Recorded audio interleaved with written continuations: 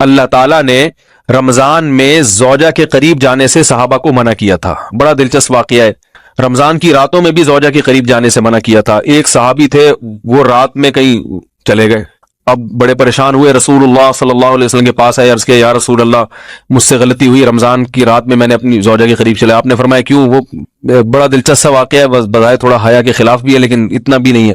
وہ کہہ رہے میری زوجہ کہیں پانی بھرنے کے لیے جا رہی تھی، ان کی پنڈلی کھلی تو میری نظر بیوی کی پنڈلی پر پڑی اور میں بس پاگل ہو گیا بیوی کے عشق میں. میں یہ اس لیے بیان کر رہا ہوں کہ جو لوگ نظر کی حفاظت کرتے ہیں وہ بیوی کے عشق میں پاگل ہوتے ہیں. جو دن رات انٹرنیٹ پر پنڈلیاں دیکھتے رہتے ہیں انہیں بیوی کی پنڈلی بھی کیا شکل بھی اچھی نہیں لگتی ان کو. بد نظری کا یہ عذاب ہے، وبال ہے کہ جو اللہ نے گھر میں آپ کے لیے بٹھائی ہے وہ آپ کو اچھی نہیں لگے گی. تو نظر کی حفاظت کیا کرو، اس سے آپ کو اپنی بیوی سے عشق ہوگا، محبت ہوگی. بات آ رہی ہے سمجھ میں؟ تو اب دیکھو کیسا روزے کی حالت ہے. رمضان میں پابندی ہے، اسلام میں حکم تھا جو رمضان میں بیوی سے امبستری کرے گا 60 روزے لگاتار رکھنے پڑیں گے. کتنا بڑا جرم، لیکن صحابی سے برداشت نہیں ہوا. صرف زوجہ کے پاؤں پہ نظر پڑی ہے تو وہ کیسے بیوی سے محبت کرتے ہوں گے اور وہ بیوی کے بغیر رہ سکتے ہوں گے. اور آج لوگوں کے فون آتے ہیں ہماری بیگم جس میکے جاتی ہے اتنی خوشی ہے، ایسا اچھا سا فیل ہوتا ہے، ایسا عجیب سا محسوس ہو رہا ہوتا ہے جیسے آزاد ہو گئے. تو میں کہتا ہوں ظاہر ہے اب تمہیں موقع مل گیا کنڈی لگانے کا، ٹھیک ہے نا، اور آنکھ مٹکے کرنے کا، تو خوش تو ہوگے. تو یہ بھی ایک عذاب ہے جو لبرل لوگ نے جس عذاب میں ڈالا ہوا ہے نا، اس میں عورت کے حقوق نہیں ہے. عورت کے حقوق نظر کی حفاظت میں اور عورت کے پردہ کرنے میں ہے. جب مرد باہر نکلے گا سب پردے میں ہوں گی تو آئے گا کس کے پاس؟ بیگم کے پاس ہی آئے گا. تو اتنے منہ کالا کرنے کے راستے کھول دیے ہیں تو ظاہر ہے پھر کامیاب ازدواجی زندگی نہیں ہوتی. تو نبی کے پاس آئے، عرض کیا یا رسول اللہ میں برداشت نہیں کر پایا. تو آپ مسکرا دیے. تو وہ نبی کے پاس گئے، یا رسول اللہ ایسے ہوا، مجھ سے غلطی ہو گئی. تو آپ نے فرمایا کیوں؟ فرمایا ایسا ہو گیا تھا. تو آپ صلی اللہ علیہ وسلم نے فرمایا 60 روزے رکھو لگاتار. انہوں نے فرمایا ایک کی طاقت نہیں ہے، اس میں یہ ہو گیا 60 کیسے رکھوں گا، نہیں ہے طاقت 60. آپ نے فرمایا ٹھیک ہے پھر 60 غریبوں کو 2 ٹائم کا کھانا کھلاؤ. فرمایا اس کی بھی طاقت بولو بھائی نہیں ہے.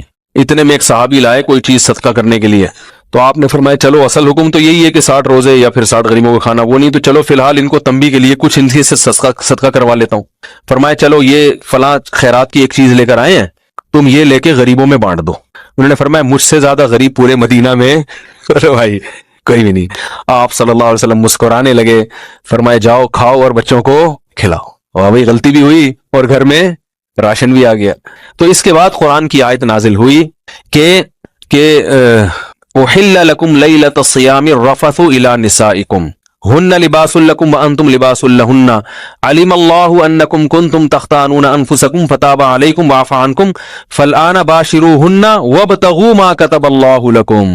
فرمایا اللہ کو بتایا کہ تم اس حکم پر عمل نہیں کر سکتے، لہٰذا رمضان کی راتوں میں تمہیں اپنی بیوی کے پاس جانے کی اجازت ہے، لہذا ان کے پاس جایا کرو اور اس اولاد کو تلاش کرو جو اللہ نے تمہارے مقدر میں لکھ دی ہے.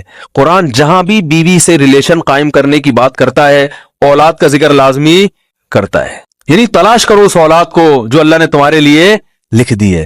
ما کتب اللہ لکم، ما کتب اللہ علیکم نہیں ہے. علا کا مطلب تمہارے خلاف، لکم کا مطلب تمہارے فائدے کے لیے. لام عربی میں نفع کے لیے آتا ہے، علا عربی میں ضرر اور نقصان کے لیے آتا ہے. فرمایا یہ نہیں کہ اس اولاد کو تلاش کرو جو بطور پینلٹی کے اللہ نے تمہارے متھے لگا دی ہے، جو اللہ نے تمہارے فائدے کے لیے لکھ دی ہے.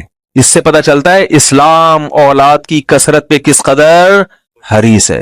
بات آ رہی ہے اور بھی اس بارے میں آیتیں ہیں قرآن مجید کی، مگر میں اب زیادہ تفصیل میں نہیں جاؤں گا. کچھ آیتیں رہ گئی ہیں، کچھ احادیث رہ گئی ہیں، تو وہ انشاءاللہ پھر اگلے